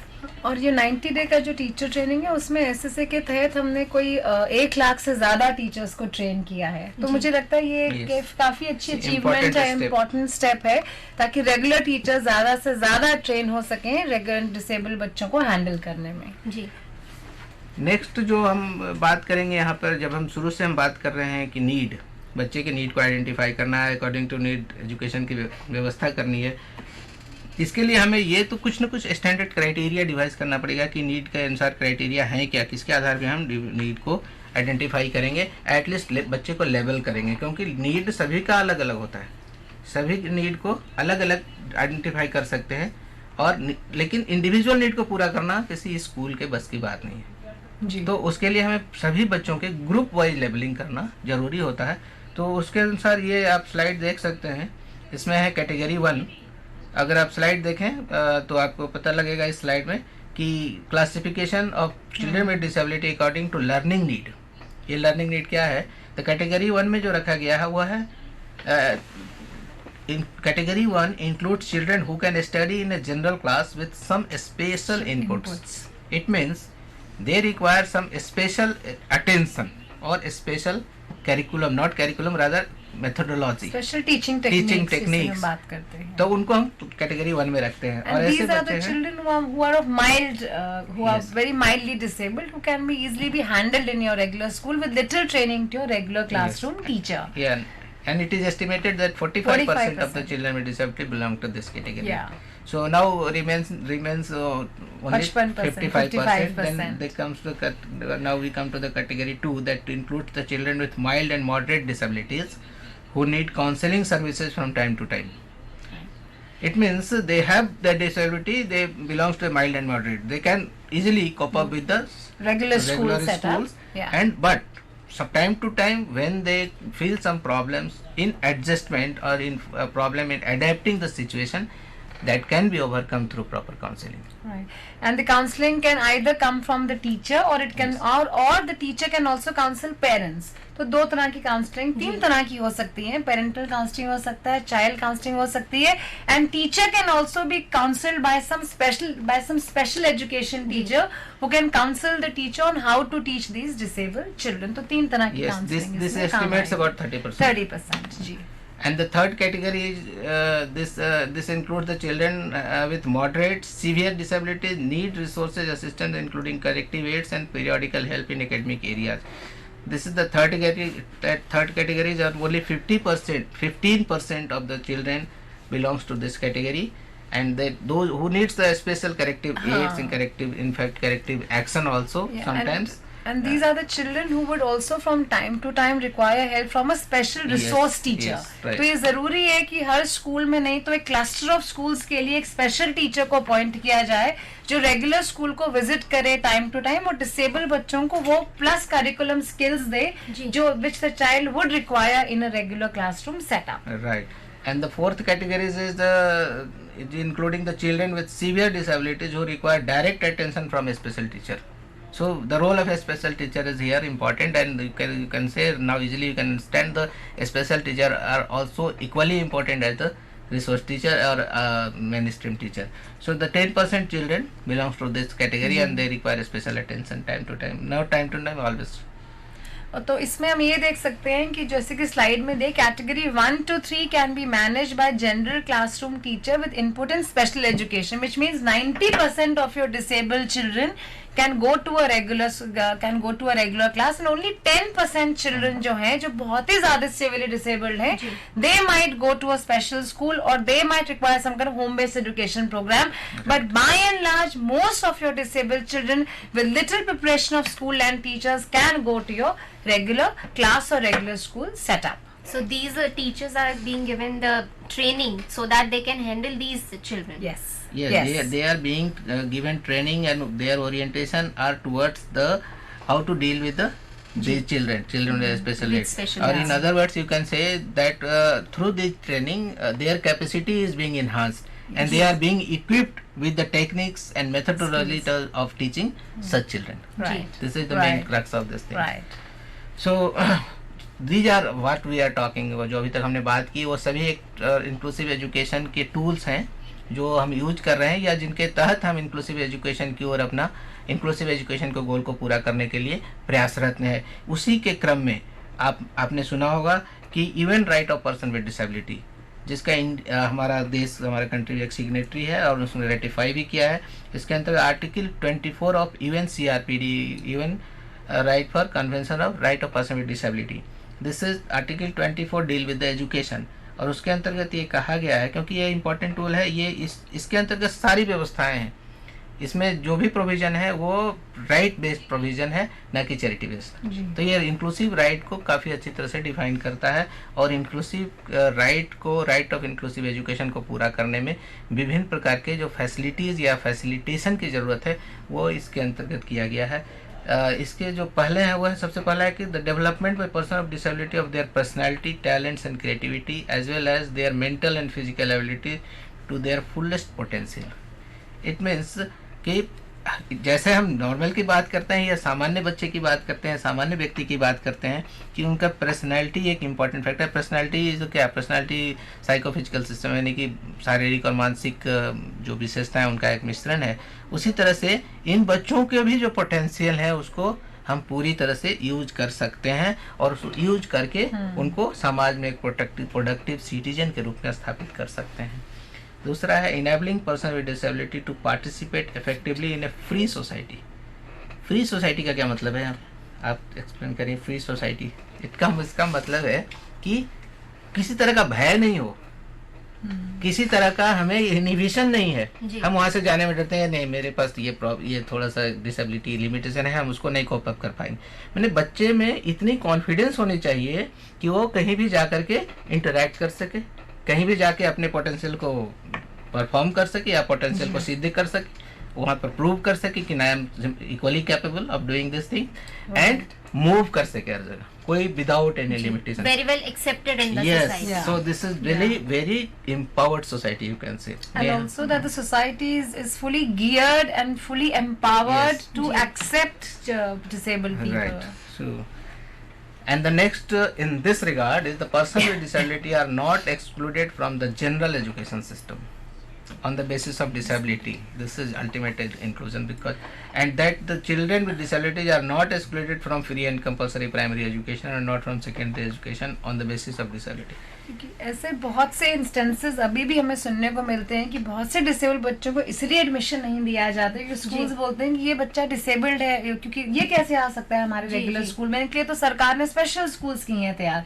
तो ये UNCRPD बड़ी क्लियरली इस बात को बोलता है कि no child can be denied admission to a regular school just because he और शी इज डिसेबल्ड. और जिस स्कूल ने अगर इस बेसिस पे किया then as per this act only there can be some punishment that can be accorded to the school, because you cannot आप ऐसे अंतर नहीं रख सकते हैं बच्चों में just because the child is disabled. मतलब डिसेबिलिटी कोई कारण नहीं बन सकता. जी. किसी के डिनायल का कारण नहीं बन सकता या किसी के किसी फैसिलिटी को नहीं एक्सेस करने का कोई कारण हम डिसेबिलिटी को नहीं बना सकते. यानी डिसेबिलिटी को हम यूज नहीं कर सकते, बिल्कुल बेसिकली मिसयूज नहीं कर सकते. एंड स्पेशली जब हम राइट टू बात करें कि हर बच्चे का शिक्षा एक राइट है, फिर तो डिसेबिलिटी किसी भी तरह से बीच में आने का आने ही सवाल नहीं आना ही चाहिए। नहीं चाहिए जी। तो इसमें नेक्स्ट जो है वो है person with disabilities can access an inclusive quality and free primary education and secondary education on the equal basis with other in the communities in which they live. ये जो बेसिकली क्रक्स है जो हम जी। Inclusion की बात शुरू से कर रहे हैं वही है कि सभी को इक्वल राइट होना चाहिए। उनको हम ये नहीं कह सकते कि आपके पास ये लिमिटेशन है, आपके पास ये कैरेक्टरिस्टिक्स नहीं है, या आपकी ये विशेषताएं नहीं है, इसके आधार पे आप सेग्रीगेट हो जाओ, नहीं, कहीं नहीं कर सकते, कुछ नहीं कर सकते। सभी को इक्वल लाइफ लीड करने का, जीने का अधिकार है। And then person with disability receive the support required within the general education system to facilitate their effective education. जी, तो सर जैसे ये इम्पोर्टेंट पॉइंट्स थे जो आपने डिस्कस करे under UNCRPD। We are discussing different acts for providing an inclusive education to the children with disabilities and हमारे expert ने बताया कि every individual has right to get education. We will be discussing more about this after this short break.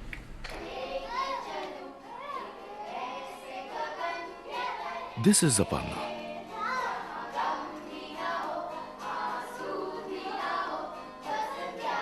She loves chess and Shah Rukh Khan.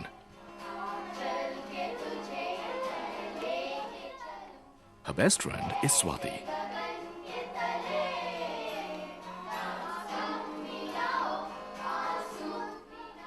She also has visual impairment.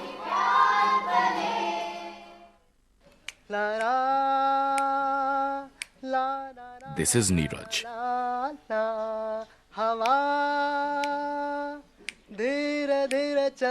He plays many instruments.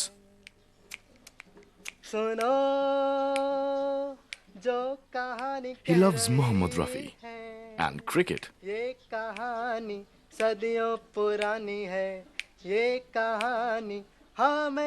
He also uses crutches for mobility. चंदा है तू मेरा सूरज है तू This is Raj Bala. मेरी आँखों का तारा है तू जीती हूँ मैं बस तुझे देख कर With her husband and daughter.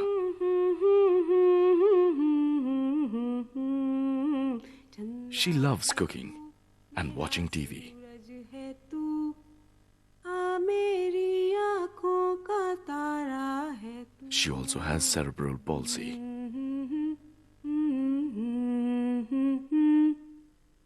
Look beyond the disability. Look at the person.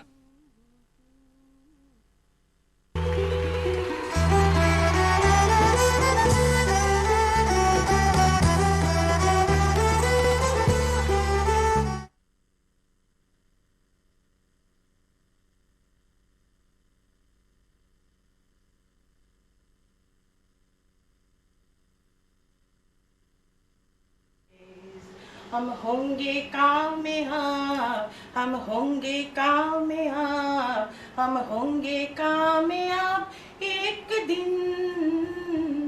ओ मन में है विश्वास, पूरा है विश्वास, हम होंगे कामयाब एक दिन। We shall overcome, we shall overcome, we shall overcome someday. Oh, deep in my heart, I do believe that we shall overcome someday. We shall overcome someday. We shall overcome someday.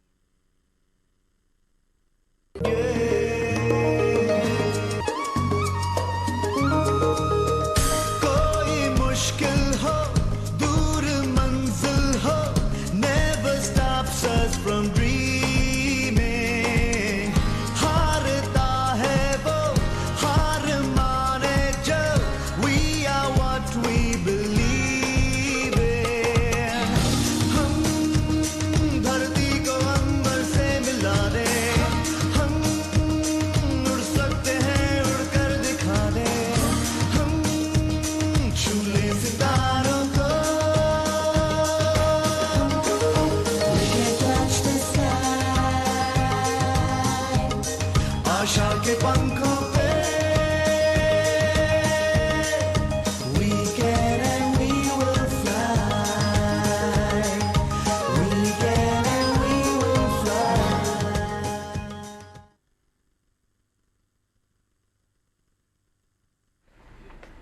Welcome back to our discussion. आज का जो basically हमारा discussion है, it's mainly focusing to the inclusive education and we are getting the important information from our expert. So let's continue this discussion. अभी हम UNCRPD की बात कर रहे थे और उसमें एक अहम मुद्दा ये भी जो इसमें लिखा गया है वो ये है, जो स्लाइड में भी लिखा हुआ है कि disable people they receive the support required with in the general system.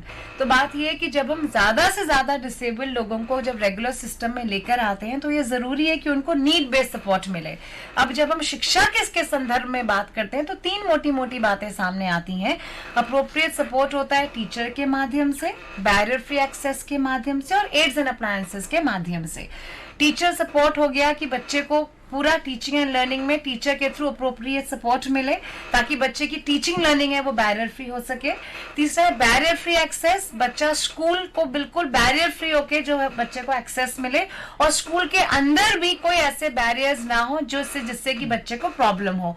और तीसरा है बच्चे की टीचिंग और लर्निंग को इम्प्रूव करने के लिए उसे ऐसे एड्स एंड अप्लायंस जैसे कि ब्रेल हो गया या लो विजन एड्स हो गए, थिक पावर्ड ग्लासेस हो गई, हाई पावर्ड लेंसेज हो गए, ब्रेसेस हो गए लोकोमोटिव इम्पेयर्ड बच्चों के लिए, या रीडिंग एंड लर्निंग मटेरियल हो गया which can be in a form of Braille books, which can be in form of Braille slates.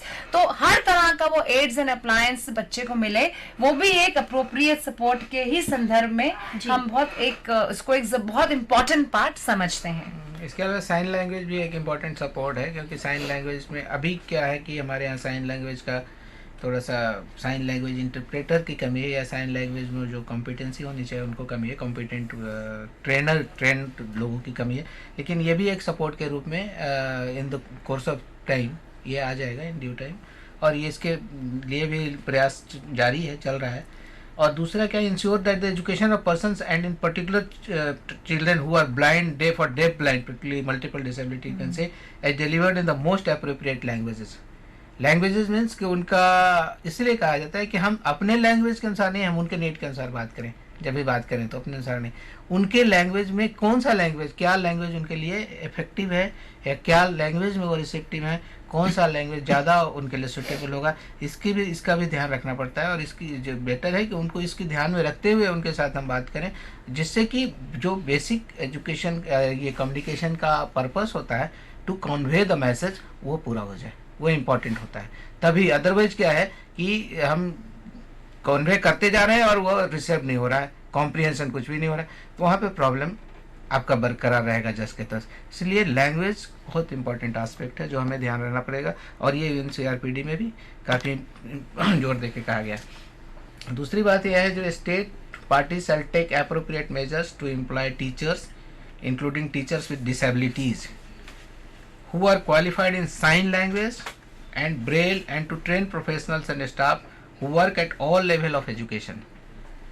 Such training shall incorporate disability awareness and the use of appropriate augmentative and alternative modes, means and format of communication, educational techniques and materials to support person with disability. यानी कि ultimately बात वहीं पे आ जाती है घूम के कि एनी हाउ नीड, आपको नीड को देखना ही है, उसके अनुसार आपको व्यवस्था करें। यहाँ पर एक जो नई बात कही गई है कि टीचर भी हम कोशिश करें कि टीचर्स जो पर्सन विद डिसेबिलिटी हैं उनको ट्रेन करके उनको इस लाइन में लाया जाए, तो वहाँ पर जो एक मैसेज का कन्वे या जो ट्रांजैक्शन ऑफ टीचिंग होगा वो ज़्यादा इफेक्टिव होगा, रोल मॉडल के रूप में होगा। और दूसरा है, state party shall ensure that persons with disabilities are able to access vocational training, adult education and lifelong learning without discrimination and on an equal basis with others. To this end, a state party shall ensure that reasonable accommodation is provided to persons with disabilities. यहाँ पे आप हर जगह से कहीं भी segregate नहीं कर सकते। वोकेशनल ट्रेनिंग, एडल्ट एजुकेशन, अगर उनको मतलब बच्चे का नहीं तो अगर एडल्ट विथ डिसेबिलिटी है उनको भी, क्योंकि जब हम इंक्लूजन की बात करते हैं तो हमें कहीं सेग्रीगेशन सोचना ही नहीं है। तो जब हम एडल्ट एजुकेशन वहाँ दे सकते हैं तो यहाँ क्यों नहीं?